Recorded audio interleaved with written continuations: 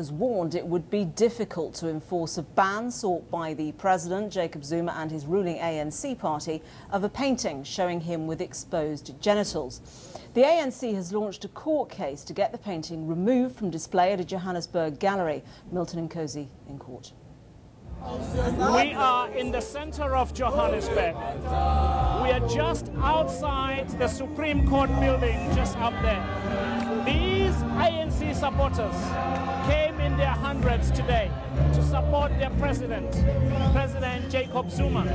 He is fighting the Goodman Gallery for displaying a painting which depicted him with his genitals exposed.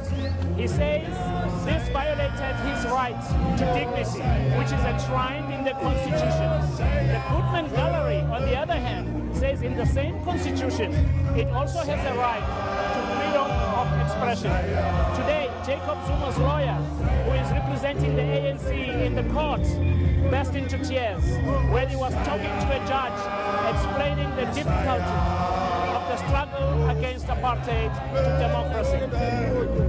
Milton Nkosi, BBC News, Johannesburg. Well, joining me now from Pretoria is Nick Rabinowitz, who is a comedian from South Africa. Welcome to the programme. How is this seen? I mean, has there been a sort of a political reaction and then a humorous reaction, or have the two really run side by side all along? Well, I think that we were a little amused at first, but people think that. I think obviously people are thinking that there's some deep racial divisions that have been caused. And this has actually brought people together. For example, a white man and a black man defaced the painting at the same time this week. So the penis is, in a sense, creating racial harmony, which is quite surprising. Well, yeah, I mean, it is supposed to make a statement about him and the way he lives his life, isn't it? Yes, you know, well, I think one of the interesting things is that the painting in itself isn't that funny, but the calls to stone the artist to death and the government's hysteria, I think that's where certainly the soap opera is, and possibly the comedy as well. There is a line, though, isn't there, between dignity and humour? I mean, is it being accurately drawn here? Are you getting many laughs out of this from your audiences?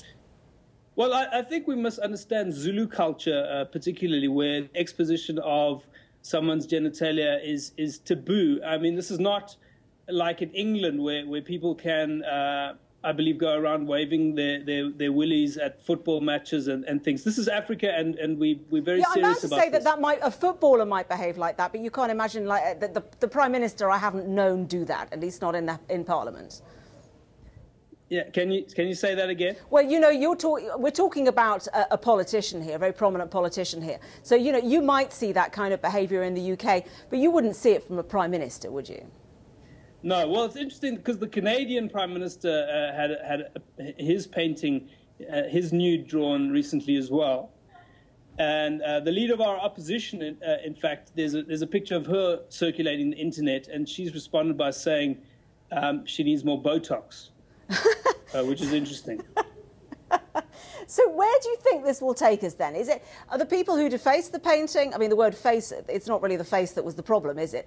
But the people who defaced the painting, are they going to be seen as offering an extreme reaction, or is it well supported, so to speak?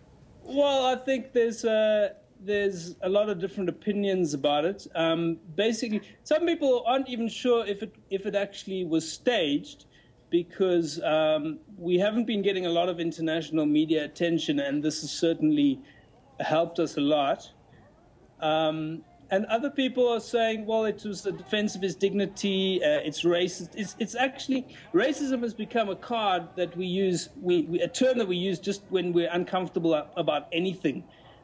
Even if you're in the shopping center, I was with my wife, and we met a black woman whose name I couldn't remember.